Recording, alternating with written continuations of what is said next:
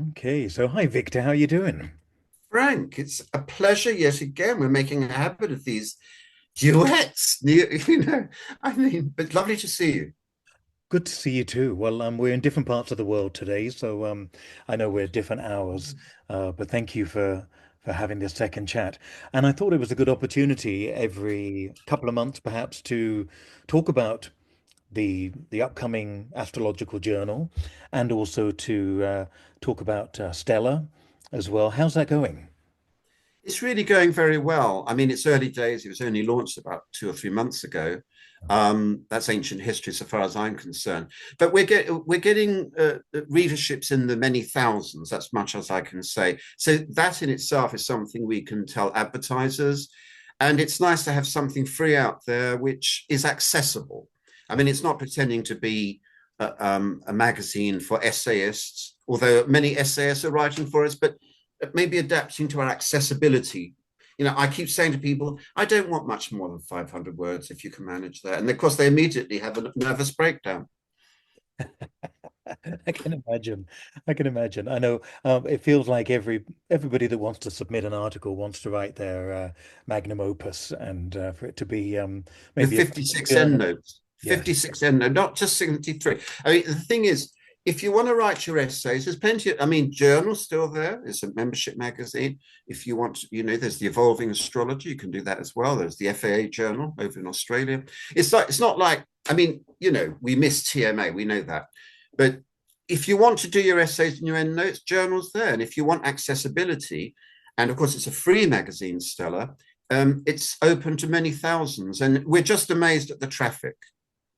Good, good. And one of the things that you've excelled in the last 10 years with the journal is making it very accessible. So, and yet it's still a small magazine in terms of sales, in terms of distribution, because it goes out to AA members, which, of course, is a That's it. small And I amount. try to promote the sales side. I mean, I'm commercial by nature. My background is in commercial journalism.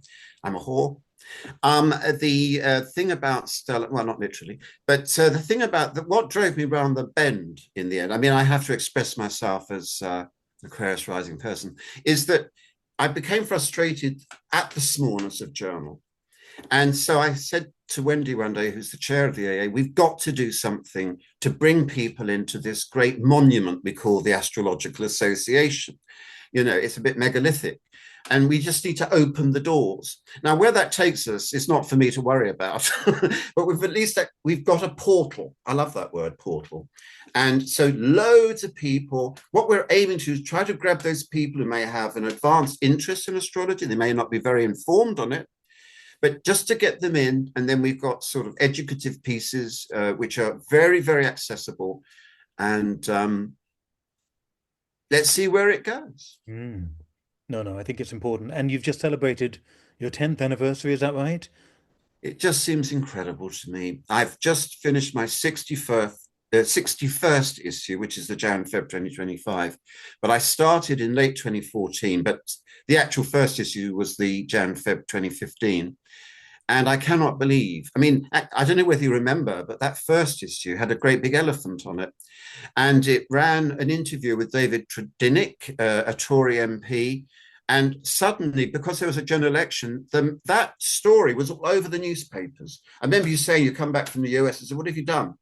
Because all you could see is these newspaper headlines generated by the Tridinic thing, because they said he was a nutcase to be an MP and an astrologer. And I'll tell you something just between you and me and the rest of the people watching this, is that I never once received a message from the AA. So to this day, I don't know whether they knew about the controversy. Right. Oh, interesting. You've always had a knack for that, haven't you? To be not just controversy, but also uh, addressing uh, accessibility issues. I think that was one of the big ones. I think didn't King Charles appear on one of your um, Yes. editions or one of your covers as well, as Prince, Yes. of course, back then. Uh, Well, you know what that was about? That was due to Nick Campion, because he runs the MA course at Trinity St David's, University of Wales. I don't know why I remember that. But anyway, but the thing is, one day someone idly said to me, "Oh, King Charles has just visited the Department of Astrology and Astronomy and Cultural Studies, or whatever it's called." Forgive me if I'm not getting the title quite right, but it's actually the closest we've got in academia to an astrology course, except it's the history and comparative studies stuff. But King Charles, or Prince of Wales, as he was then, was asked to visit that department. Yeah. And it was a major news story, monumentally ignored by all the mainstream media. Yeah. Well, thanks to you, we've got it's now in journal history. It's there for us Yes. to access. Now, one of the things that you done, and I may have been one of the first to have answered this, is that you've been doing a astrological X-ray, a series of interviews Yes. over Yes. the Including yourself. yeah, yeah. I think I may have been one of the first back then, and you've done your own. So how did that come about? Did you sit there and talk to the other Gemini twin, or did somebody ask those questions? How did that work? Frank, it was the easiest thing to do. I just looked in the mirror. And after getting over the shock of how gorgeous I am, I Hmm. just asked myself a series of questions about basically, I mean, it is a formulaic interview, but then what we do is we drop in some naughty questions, which usually trips up people. Like, do you feel powerful? That's the one that gets the most interesting answers. Because people try to humble brag their way through that answer, and I would have a laugh at that one. But yeah, I interviewed myself, and it appears as if I'm being interviewed by Stella. But there's no side to me, Frank. You know that. And so I just talk about my story going into astrology and things besides. And how did you answer the powerful question? Would you say you're powerful, Victor? Well, humble brag. I don't have the power of a CEO. I'm not Keir Starmer, or I'm not some, but we don't have executive power unless you're running a school, and you'll know more about that than I. But so you can have individual power at that level if you're running something, a school or a company. But as an astrologer, I think one has a certain kind of influence which has to be exercised very responsibly, because the last thing you want to do is to deprive someone of their free will. So the power, in a funny sort of way, is the power not to do something, because people tend to look at you as an authority figure, when in fact what you are is an interpreter of a very complex symbol, the horoscope itself. So you're offering an interpretation, but not wanting the person to receive that information as if it's from on high Moses and his stone. Yeah. Well, that's the key, isn't it? It's the idea of translating the message, helping people understand, making connections they wouldn't have seen, uncovering stories and helping people see that through their chart, but not setting yourself up as a guru, as a know-all, or somebody to be visited frequently for the answers, the ultimate answers to the universe. The ultimate answers. And of course, we see for ourselves, Frank, you more than I, because you've been in this lark. Oh, I mean, industry or trade, profession, art, for a long, long time.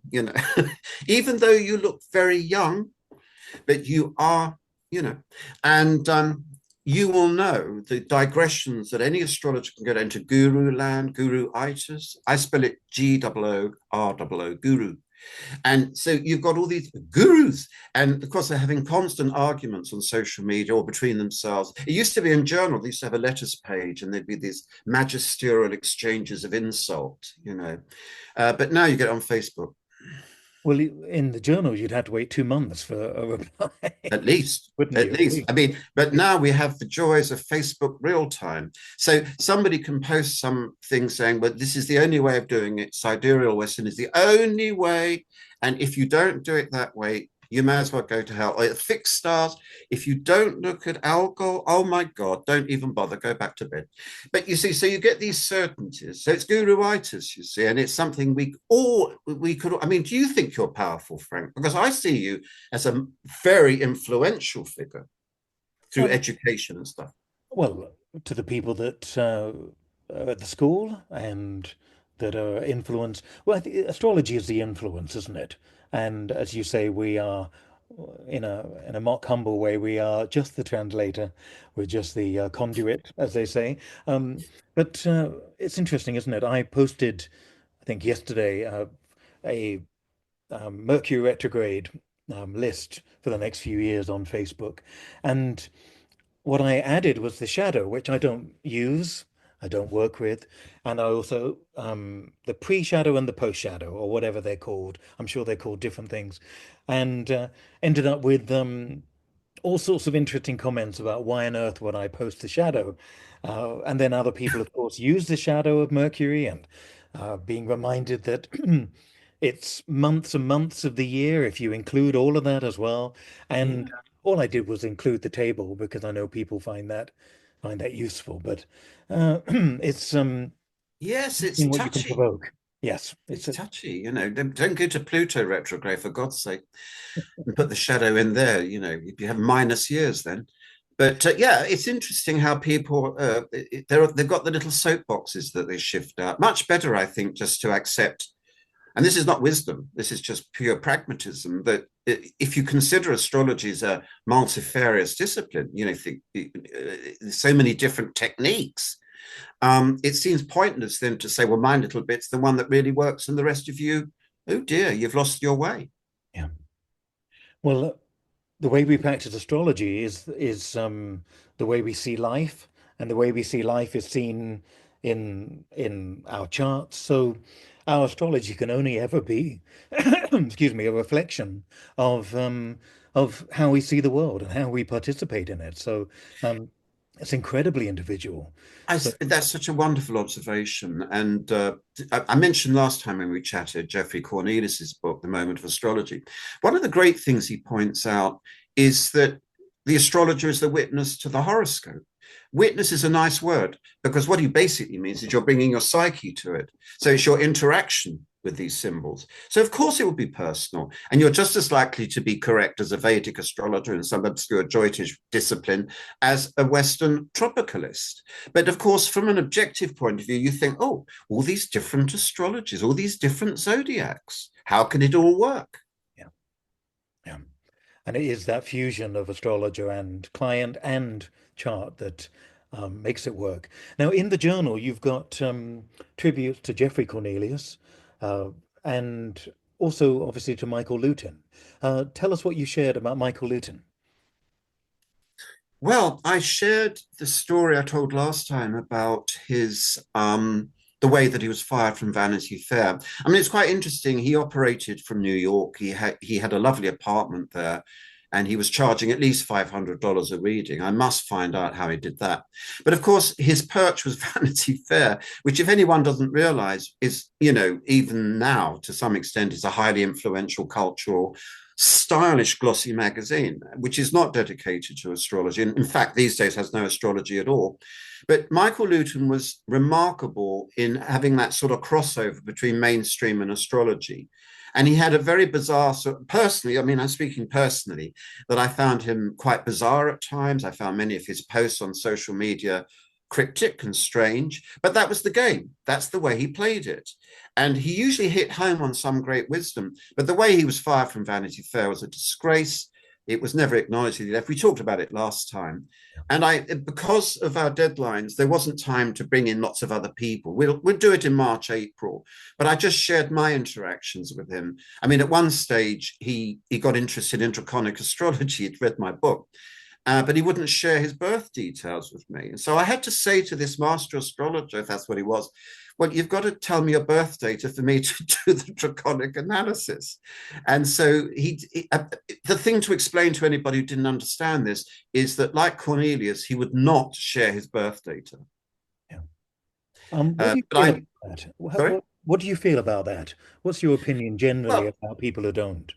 Well, it sort of mystifies me, quite frankly. It's almost like they don't want. It's rather like, no, don't one of those old Jesus films. They never show Jesus, because he's so, so there. That you mustn't show him. And it's almost like they think that by sharing the birth date, I mean, I'm being a bit rude now. They think that perhaps they're unleashing they're letting go of some power of some kind. I mean, it's interesting in the Cornelius interview by Garrett Phillipson that Gary Phillipson asked Cornelius why, and he said, it just makes me squeamish. And at one point, he got him to agree to release his birth data, but then he had second thoughts. So far as Luton is concerned, um, I don't know. It's very interesting. And he was a mega Virgo. That's all I'm going to say to you. I think he's got about 5 planets in Virgo, including his moon and sun. So, oh dear, I'm being slightly a bit naughty there. But he was a mega Virgo. But I don't know whether he was ashamed of that or whether he just thought he would expose himself. Personally, I find that ridiculous because I just tell everybody everything. I don't care. Well, I remember Liz Green, of course, being the most famous for not sharing her birth data. Is that true? I didn't know that. Oh, yes. I think in one of the books, somebody asked her sign, and Howard supporters replied, "The sign is keep out," or something similar to that. I seem to recall. And there would always be, we'd always cringe if somebody asked in the middle of one of the CPA sessions in London that they asked her birth details because we knew they'd get short shrift. But, But yeah, I find it interesting. I don't know why any of them don't share, really, for whatever their reasons, and there may be multiple. But I imagine deep down it's some thought of being uh, maybe not exposed, but um, being understood the way that they understand the chart themselves, or being fearful that other people are going to assign particular traits to them or say, ah, that's because of this or whatever, or you've got a debilitated Mercury or whatever, all of that sort of nonsense that can be thrown at people in some sort of attempt to ridicule or diminish what they say. So I wonder if it's that, but also I wonder whether just that idea of people knowing you as well as you know. And I remember thinking, well, somebody's idea about my chart and my placement is only going to be what from what they know. It's never going to be the level that I understand myself. It may be a level that gives me insight, but they don't live with me. They don't live with my chart. So why hide it? But I imagine people at the high profile astrologers like Liz and Geoffrey and Michael didn't particularly want that intrusion. Yeah. fair enough. It's their choice. Yeah. But unfortunately, they tend to share it with their friends. And then, of course, if you come to me, there's no way I'm going to look at your chart if you don't share your birth data with me. Indeed, indeed. So did I'm not sure I don't think I mentioned my Michael Luton story, did I last time? No, no, I don't think you. Well, wait a minute. Something about the editing of his work. I did mention that one, didn't I? No, this is a different one, apparently. And Oh, I asked him whether this was true, and he smiled and laughed. Because towards the final few years of his life, he was softer. He was cuddlier, wasn't he? Rather than a little bit waspy, hmm, he could be. hmm. And I gather during, I think it was either I think it must have been Pluto, or maybe it was discussing Uranus and Pluto with his group in New York some years ago. He hired people to burst into the class and um, take people by force, and there was some sort of mini siege that happened in an attempt, can you believe, in an attempt to get people to understand what Uranus and Pluto were like. Now, I'm hearing this secondhand, and I did mention this to him a few years ago. I think it was in Australia the last time we sat down and chatted, and he smiled with pride. And I remember thinking I would have kicked his ass across Central Park if I'd had that.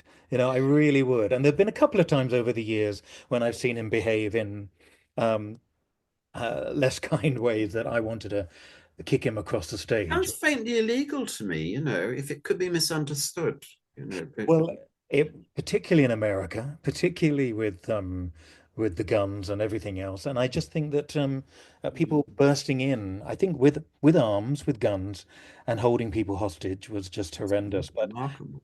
that was apparently what he did. So um, that would have sealed it for me. And I was Well, I've always wondered about Virgo. I mean, I don't know a Virgo that can be described. I mean, forgive me in advance, please, Mercury dominated Virgos, but I've never met a Virgo yet that could be described as regular. It's almost the hidden secret. We always think of Virgo as analytical and data obsessed, blah, blah, blah.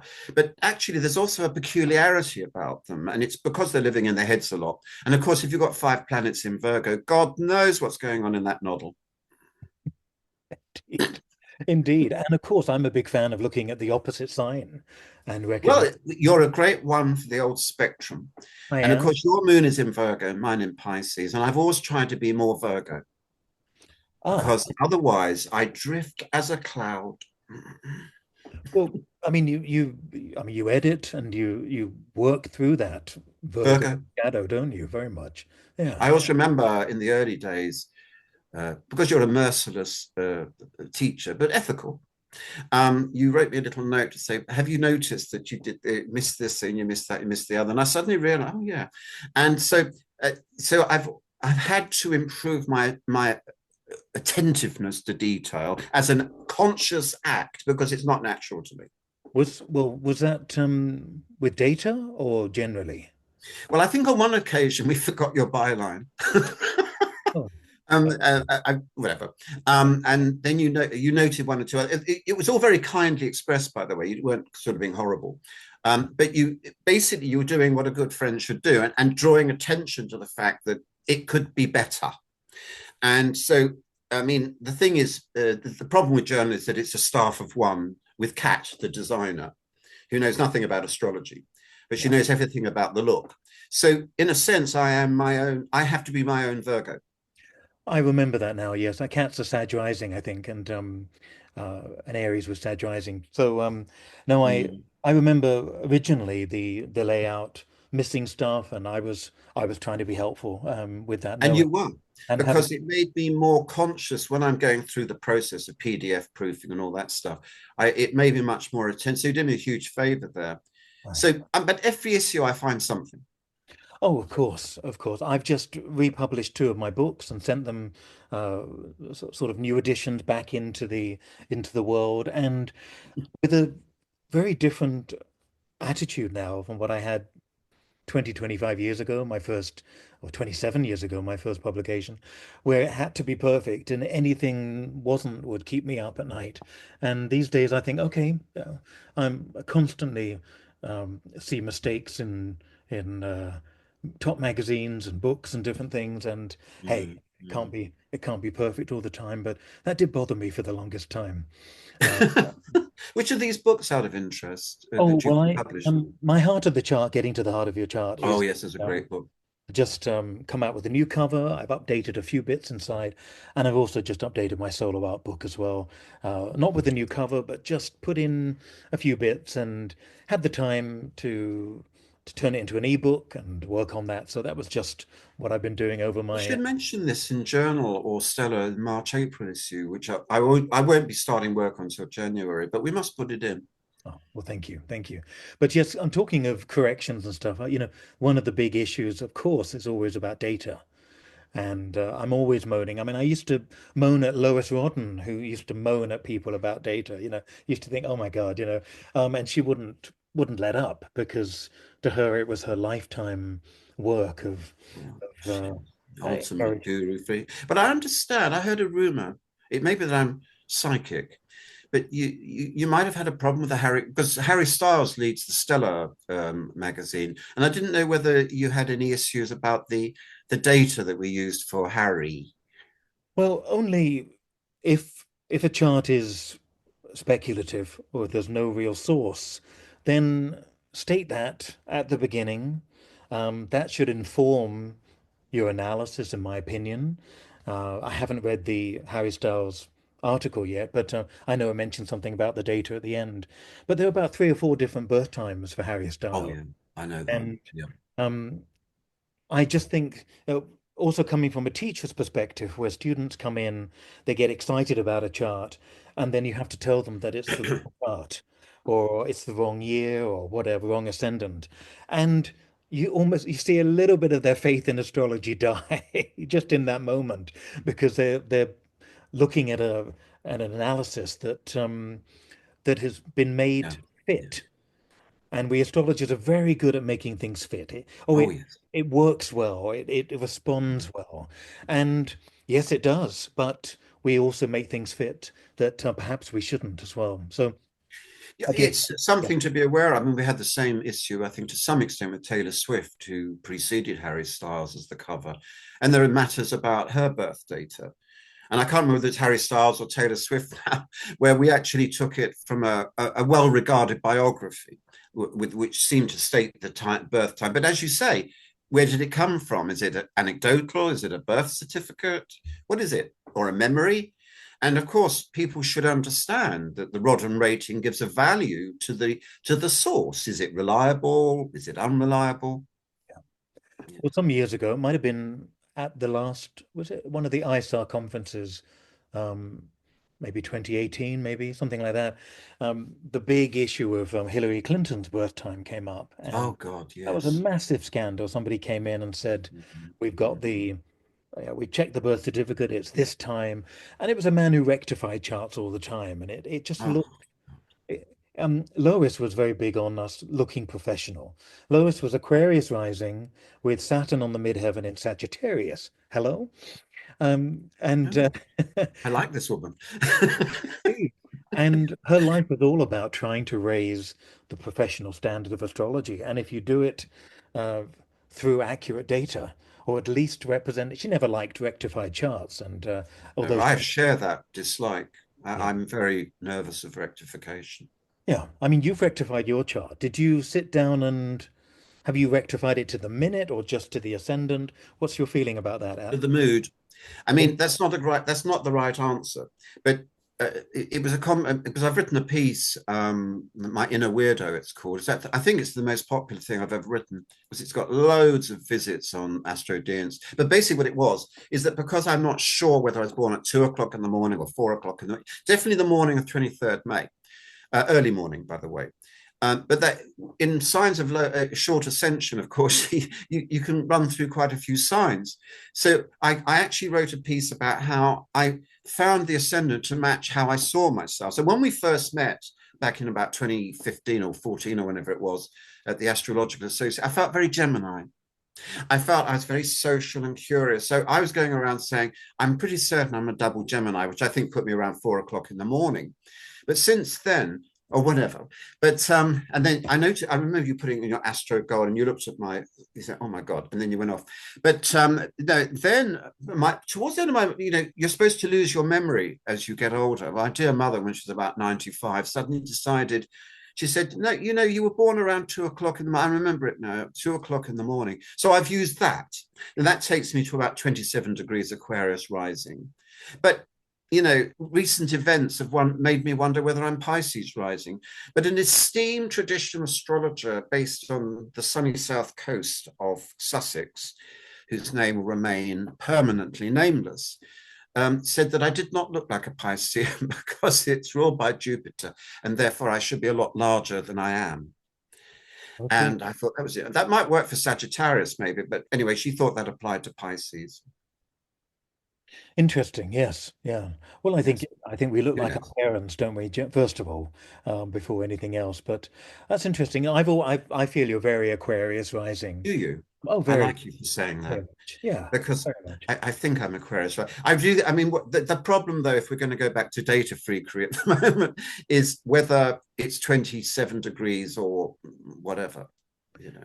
But it's a very short ascension sign, people. You go like that. It's not like Virgo. It is, and which is interesting because then in a way, it makes it easier to probably to fine tune Yeah, with solo arcs or whatever. Lots of different yeah, things. yeah. But so no, I mentioned four earlier simply because if you're a double Gemini, you really there are four of you in this relationship, aren't there? Well, As that could work too. You see this, and then if you've got a moon in Pisces, you've got another two. yeah. And so, I mean, it becomes quite a crowd. That's why I've never been lonely. Never. Well, I also think that you with Aquarius rising, that fixity, the fact that you've stayed in this job for 10 That's years true. in I hadn't thought astrology about as that. well. That. There's an anchor to the chart that wouldn't be there with the mutability, perhaps. But you're Gemini rising, aren't you? You're Aries Sun, Gemini rising. But you seem quite fixed in many ways.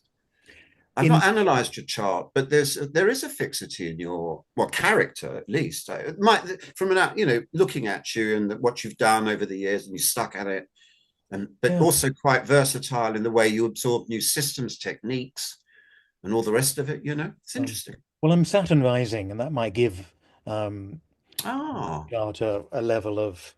heaven That's in anchoring. a commitment and anchoring, yes. So Hmm. that's probably it. But yeah, maybe it depends on what you mean by fixed, and I'm probably as stubborn as anybody else at times as well. Yeah.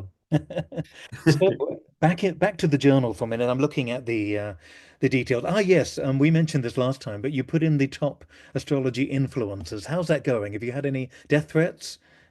Well, a few people would like. I mentioned in my editor's letter that I've survived voodoo doll assassination attempts, Yes. and quite a few people over the time have stuck their needles into my effigy, or whatever they call it, voodoo doll. Yeah, I mean, the thing is about these lists, they're a bit of fun. I mean, a certain astrologer complained to me that it's arbitrary. It's not arbitrary at all, because like you, I mean, I keep my eye on what's going on in social media. And I've got a pretty good idea of the top influences in astrology. And as I said last time, just because you've got 10 million followers doesn't mean you're influential. I mean, I'm thinking more in terms of the astrology world. I mean, you've got people like, well, I'm not going to, I shouldn't mention any names, but I can think of one American astrologer who's got millions of followers, but nobody's listening to her astrologically. She's just churning out media stuff, and that's great. That's wonderful for astrology, in my opinion. But this time we looked at YouTube people who actually release podcasts and other, I mean, something like this, for example. And so we've got all sorts of wonderful people there. Yeah. But of course, I'll be accused once again of trivializing astrology, whereas in fact, I'm actually showing how influential it can be, or at least popular. Well, you are. You're reporting. You're doing the Gemini thing of. Yes. And I don't, and I also the only thing I've done as a response to the criticism is to say that it's in no particular order. And so I'm not bothering myself whether you've got 3 million follows here and you put out 6,000, 100,000 bloody videos or whatever. You know, that in itself will not be a determinant of whether you're influential, because you're bringing in other things like, we both have a pretty good idea of who write the good books, who are written about, who are taught, who teach, and one thing and another. And that builds in. So as to the astrologers as arbitrary, what do you mean by arbitrary? you know, I know. Well, the numbers speak for themselves. That's all you yes. can do. That's all you can report, and Yes. it is interesting. And I And like to tease the reader. I say, could you do better? also the idea of influence. If somebody does have 150,000 followers on YouTube, um, they are they're hugely influential because people will receive that. People will get notifications. They'll pop up, Yes. and whether they, as you mentioned, the American astrologer earlier, whether it's somebody who knows nothing about astrology, or whether somebody that's following it, either way, they're receiving the information. And I remember Nick Campion years ago. It could have been 30 years ago, um, when Russell Grant was on. Was it news? He was interviewed by Jeremy Paxman, I think it was, years ago, and uh, Russell Grant was put in front of a table, and with it were ceramic palms and tarot cards. And Russell said, "I don't know what any of this is doing here because we're talking astrology." And Paxman's reply was, "Don't be bitchy," which which I Oh, didn't oh which I dear. didn't think was very good because I mean Paxman's very bitchy, and Yeah, so the biggest bitch ever. and and Russell Grant said about there being sort of two astrologies, if I remember correctly, or saying there's this astrology and then there's the real astrology. And I remember Nick Campion replying to that and saying, really, it's one astrology, and it's aimed at different people with different Good point. focus each time. And we've got to remember that it's very easy. I spent my early time dismissing. As soon as you start to learn astrology, you dismiss the sun sign columns. Oh, yes. And it's easy to do that. And then you recognize, as I'm always saying, the care and the expertise it takes for an astrologer to write those. If an astrologer is writing those, and we do know that over the years, people wrote them in their coffee breaks, and other people wrote them instead. But if an astrologer is writing them, it's based on, even if it's Jonathan Cainer's Flights of Fancy and his ideas, it's still generally based Still looking at the transits, on the people. transits. Yeah. Yeah. It's called the solar scope. Although it's not many people use that word anymore. Now, you've got a few more people in the journal. You've got two that have been writing for a long time. You've got Pam Crane and Anne Whitaker. Now, they're I don't know, they don't tend to get much of a shout out generally. Uh, can you give us a shout out for both of them? What Well, appeals about? excellent choices. It actually matches the point that we were making earlier about influence. So take Anne Whitaker. Her book Postcards to the Future has sold very well. But the point about her is that she's very an introspective astrologer and very reflective. So in the current issue, she's talking about Neptune. The theme of it is we have to give the gods what the god wants. And so what she's saying is there's no point taking Neptune and then pretending it's something else. You've got to ask yourself, what does Neptune want of you? But the point about Anne is that through her reflective essays, she's actually exercising a lot more influence on practicing astrologers than probably somebody who's got about 200,000 followers on YouTube, who's just churning out, well, this is where Venus is now, and you better watch your ass. And then if about Pam Crane, well, you know Pam probably better than I do. She's we use this ridiculous word master astrologer. It's driving me around the bend, but she is a master, and she we talk about draconic astrology. I think she invented our understanding of draconic as it stands, because before she wrote her book, The Draconic Chart, the idea of sole purpose related to draconic didn't really exist so far as I can tell. I mean, I've done a lot of research on this now, and I realize that our perception of the history of draconic is a bit, well, not right, really, not really. Because even when Dennis Elwell wrote about draconic astrology back in the 70s, he didn't mention sole purpose. He just thought that it was another way of being more accurate than using the tropical transit, because he's obsessed the idea of being accurate, which I find comical, to be frank with you, the idea that one can be reliably accurate about an outcome. I could say a lot more about Dennis Elwell because I've discovered something else, but maybe I better not. But oh dear, I must stall myself. I must control myself. But so Pam is another example of a hugely influential astrologer. And she also does this other thing. She cross-pollinates. So one minute she's talking about the Dwad, next minute she's got the sidereal, and then she's throwing in something else. And then she might just chuck in the kitchen sink too.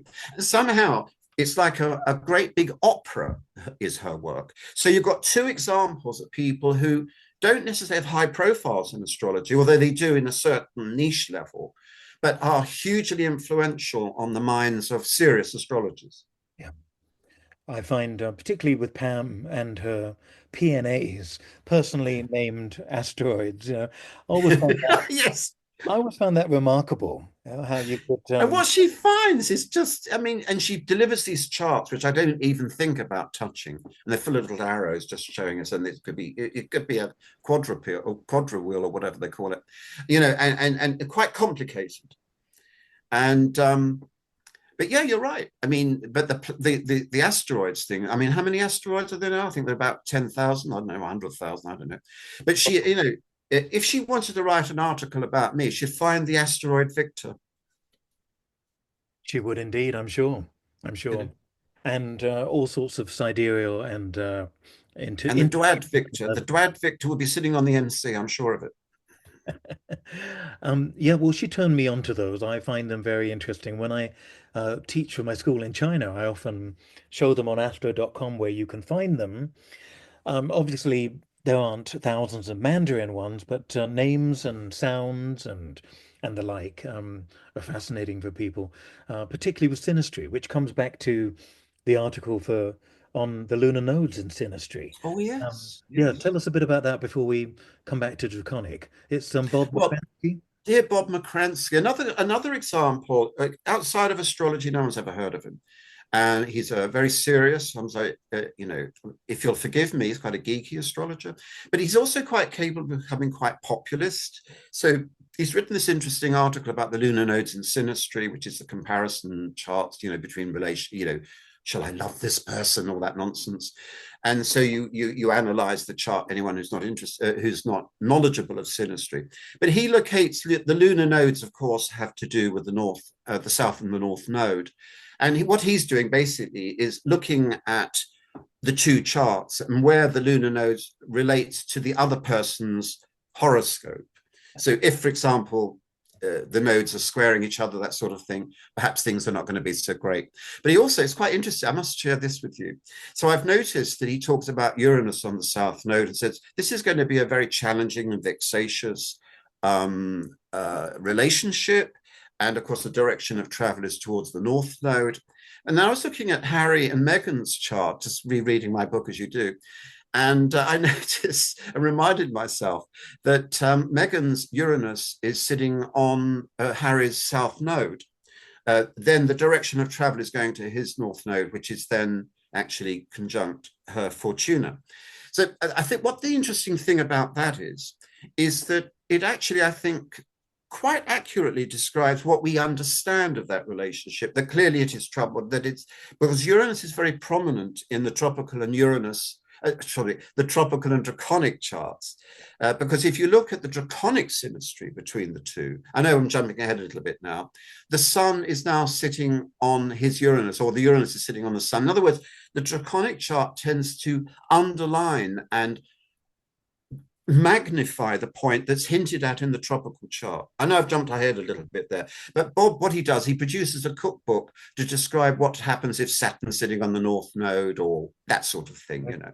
I think that's really useful. I tried for the longest time to ignore the nodes because, and I still do, and to some extent, I resist that past life soul interpretation because Yeah, when you're yeah. teaching it, I don't feel I have the right to tell people um, my beliefs, really, and I think astrology can operate on wherever you're coming from. So the idea that it has to be a past life thing that you've developed over the lifetimes is a is separate from the astrology, in my opinion. It's how we then use the astrology. So I'm always saying this to students. It can be seen as this, but there are many other levels to the nodes. And I'm a believer to some extent of past lives, etc. But I don't know whether that belief system needs to be uh, rammed down people's throats. But I've noticed over the years I just couldn't ignore them because when I was doing synastry, studying it, researching it, the nodes kept coming in, and I thought I'm going to have to use them because they were demanding my attention. So it's always interesting to see that. And of course, where we go from there is that if we are using the nodes to understand it, then why not use a zodiac based on the nodes to understand it further? Which of course comes Pam Crane's work and your recent book as well. So is that how you got into Draconic? How did that Um, come about? I was, I didn't know what to make of the nodes, quite frankly, you know. But when I read Pam's book, I mean, it's a thunderingly great book. You could wipe out an ant's nest by dropping it on it. And so it's a hefty piece of work. And she goes through all the sources and then she teaches the basic techniques. So I started to, I mean, the best way with astrology, I mean, some people worry about the history of something, which is fine. You can worry about the history of something. But the better way to do it is actually to test the system. Now, you said that astrologers are very good at making things fit. The odd thing about Draconic is that you're looking for major alignments like conjunctions, oppositions. I'm not interested in quincunxes or quintiles, whatever. But I'm just looking at the basic aspects. And so when you see resonances between what you know and what you're seeing in the chart, that's hinting at something. It's telling you something. And also, I started using it in my client work, and I found a high degree of people amazed. Bearing in mind, most of my clients I don't personally know. They don't come to me with a story. I'm not the kind of person, the caring, sharing sort. So they basically give me the data and then they ask me what they want, or they tell me what they want from me, and I tell them what. That's how I built up my knowledge, starting from Pam Crane. But then I saw other things besides, which in my book, Chasing the Dragons, I've clarified for my own purposes. So I'm not contradicting Pam. I think I'm building on a body of work. But I remember, if I don't, I will name this person, Chris Brennan, bless his heart, said once on X or Twitter, whatever it now is, that there's that Draconics may be based on a misunderstanding of nodal astrology, that somebody decided that the Mesopotamians, or whoever, who may have known about nodal astrology, where the most definitely did actually, probably misunderstood it so that it developed into what we now Draconic. Now, we'll be here for the rest of time trying to explain that one. Now, I'm not saying Chris is wrong, but there is, like I said before, and who am I to argue with Chris Brennan? But the point of the matter is, if as a fairly serious astrologer, I'm seeing alignments and resonances which actually people acknowledge, I think that's worth investigating. And so I produced a very accessible book. It's meant to be an introduction, whereas Pam, I always say to people, go to Pam's book, because it will give you even more information and a lot of other techniques that I don't even touch. Yeah. Well, thank you. Yes. It's such a fascinating system. And I know a few years ago we were going to do a seminar, and I think we should. We should do an I'd extended love to. I'd with love to. different people. I invited Pam, and she didn't want to do it at the time, and so it just sort of fell by Yeah. the wayside. Yeah. Um, but if you know, when we go up into astrology, we have certain prejudices, don't we, about certain signs? And I remember my big three that I was glad I didn't have, or the three that I didn't get on well with as a teenager, was the Sun in Cancer. I found Oh, Cancerians tough at that time. I know some beautiful Cancerians now, of course, but back then, as a teenager, Cancerians were too snappy and moody and all of that. I found them difficult. Moon and Scorpios, I was always warned about. I married two of them, but that's another story. Um, and what was the final one? Virgo rising. oh dear. So Sun in Cancer, Moon in Scorpio, Virgo rising. And when I did my Draconic, that's exactly what I had. Yeah. So That's amazing. that taught me a lot immediately. And That's also the other thing amazing. was that my moon in Draconic is 21 Scorpio. And that 21 Scorpio comes up in the tropical, the regular natal charts of most people I know.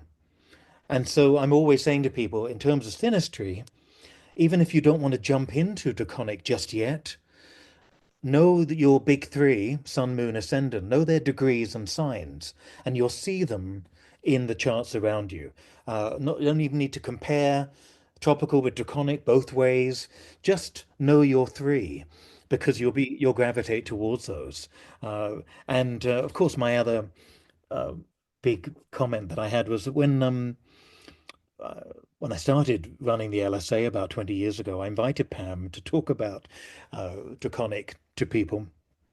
And as she was describing different things, I noticed that my draconic sun was on or close to my natal south node, my tropical. Oh. And I spoke up and I said, what would that mean? And Pam looked very concerned and she said, Hitler had that.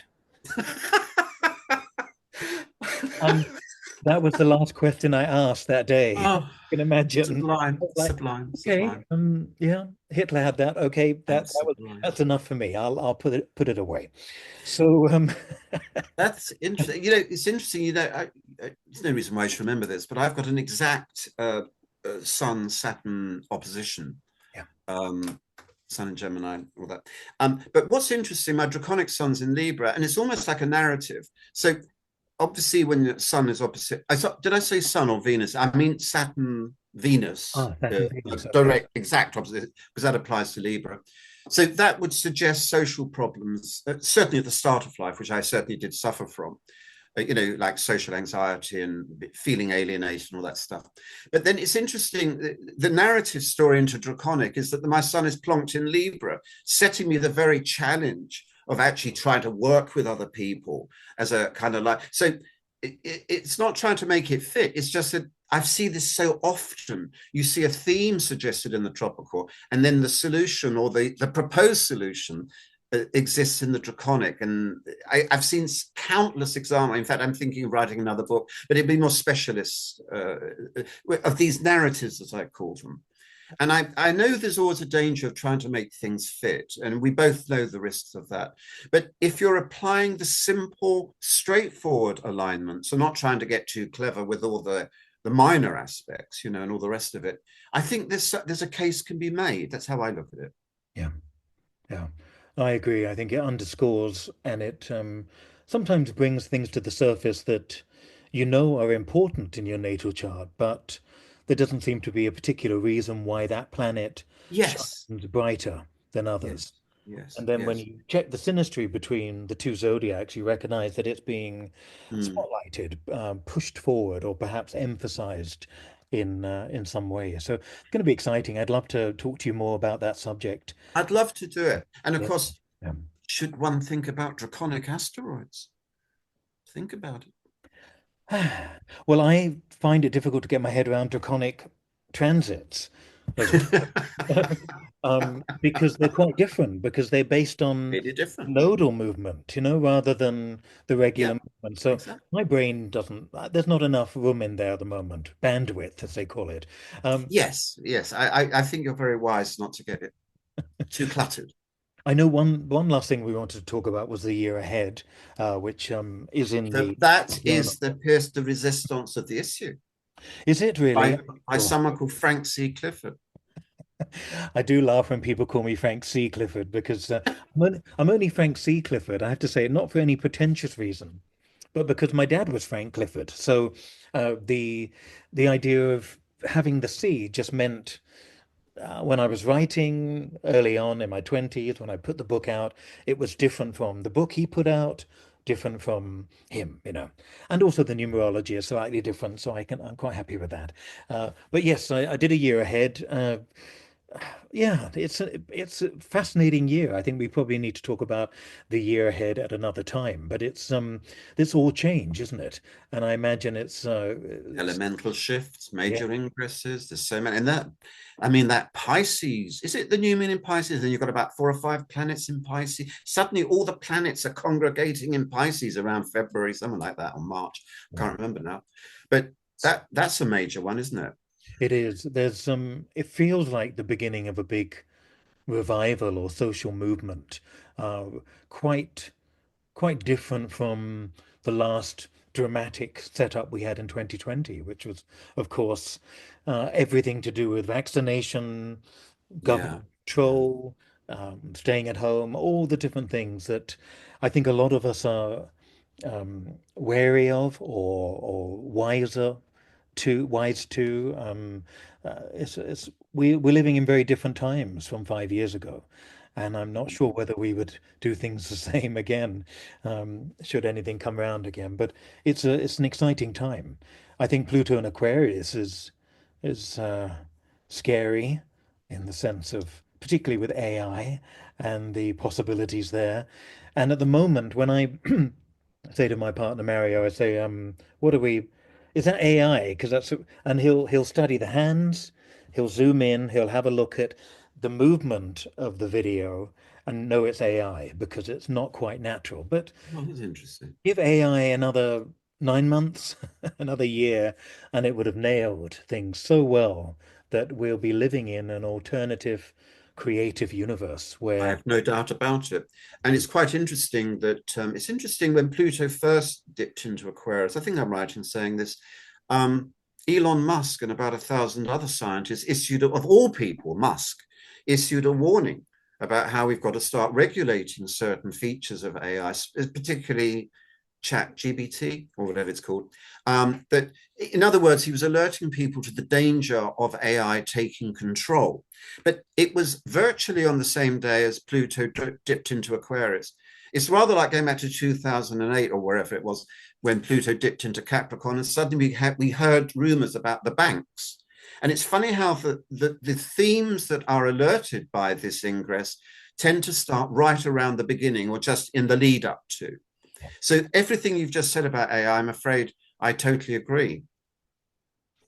it's And true. also Uranus in Gemini, I think is going to be quite interesting too, because I see that almost like a parallel development, Pluto and Aquarius, because of the air theme. Definitely. I did what do they call them in America? Um, Saturday night plenary, not plenary. They call them something different, don't they, over there? Anyway, at NORAC back in May of this year, about Uranus and Gemini and the fight for the freedom of expression and freedom of speech. And that's the scariest thing. As somebody as we are, as we're translators of a truth, or what we imagine to be expressive of the truth. And if that is played with, if that's barred, if it's blocked in some sort of way, uh,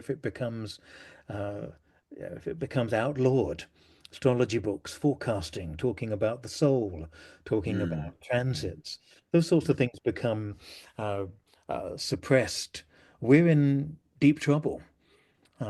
Because at very best, and usually things like that, there are scaremongering tactics. Some years ago in China, astrology was banned, and they used an example of a guru who was exploiting people, and it became an opportunity to ban astrology for a while. And then things lifted, things were easier, but there's still some controls over there. But we start off by looking at the dangers of something and then we ban it. And really, at its very best, astrology is about freeing people up to thinking yes. about their lives in new ways and different ways, and giving people a language to be able to recognize and connect the dots and to learn about who they are and what they're born to be, all of those things. So, if that were taken away, it would it would be another way of clamping down on people being able to think outside of the box, think outside of what is being asked of them. And there's an Yes. important, I think astrology plays an important role on the outside Mm, by not being conditioned. absolutely. System and all of Absolutely. that, all those things which I think are super important to avoid. So it doesn't become only one way of reading the chart and then it becomes diluted based on yeah, what they want us to learn. And the So, great thing about astrology is it can alert you to these very dangers, even to itself, because I suppose one of the big problems of Pluto and Aquarius is dogmatism and sort of collective thinking and that sort of thing. And there's always the danger of the suppression of the individual, whereas astrology cannot work without the individual since we're working from the natal chart. So, but I'm not depressed about it. I see these as major challenges, but I'm not about to get apocalyptic or dystopian about it. no. Even when I read Elon Musk's tweets. Well, I think the most important thing is to keep doing what we do in to the highest level we can do. Yes, So yes, if we're remaining ethical, remaining as ethical as we can be, as respectful as we can be, and that and not letting the bastards get you down or censor you. totally agree with it. Totally agree. I mean, I think it's a fabulous thing to say because then a lot of people are going to hear it, and bear it in mind and not be afraid of the future. Because fear is also part of the problem. We build up this terrible edifice of the future, and we really don't know what it is. No, no, no. And of course, we make it. We're part of it. We're 1 in 8 Mm, billion people making the future. But yes, the mm, warnings are there astrologically, but also the freedom of expression. This is yeah, what we need to keep fighting for, what we need to have respect for. And that's mm. is with each other, not being super upset by what other people have to say. I said this to you last time in our last Good meeting. luck with that one. But as I said last time, and I wasn't saying you have to go off and immerse yourself in Andrew Tate or any of the provocateurs out there, but at least know what they're saying.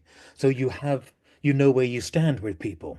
And that's the key. We can't dismiss draconic astrology. We can't dismiss astrology generally without understanding and Mm, having conversation with people who practice it. And that's the key, to keep the dialogue open, to keep the door open. I think that's something I totally agree. try to Totally agree. focus on in the year ahead. Mm. Overview, yes, But but I do recommend people that you read Frank's overview of 2025. It's a one with lovely quotes as well. You know, very insightful sort of literature and stuff like that. So it has almost a slightly lyrical quality to it. So I love it. I love it. oh, well, the one you picked out for the cover was we don't see things as they are, we see things as we are. That's a wonderful observation. That speaks to me so much as an astrologer. And if you're aware of that, Mm. you're not projecting you're crap onto your clients. You're not telling them to leave their husband because you want to leave your husband, whatever, all the stuff that we can do very easily. And particularly as we take a guru role or an ego-driven role. So, yes, we need to be totally aware that it is from our eyes only, and the client has very, very different eyes. It's a very good, there's a whole course to be had in self-policing. Well, I wouldn't use the word self-policing, but it's not a bad thing to, to microanalyze one's own motives, and not to the point where you become paralyzed, but that you're just conscious of the dangers, And I mean, I'm not perfect, I believe me, but I think I'm aware of some of the risks. Let's put it like that. I couldn't put it more than that. Well, that's a probably a good place to stop. And I really appreciate you having a chat about the journal and your I pro. love the conversation. We just go on and on and on, and it's just like it just flows like that. But it's a great pleasure, Frank, and I've enjoyed very much talking about Journal and Stella. And if you're out there, the magazine is free, Stella is free, so go and find it. Go and find it indeed. Thanks, Victor. Take care. See you soon. Bye bye.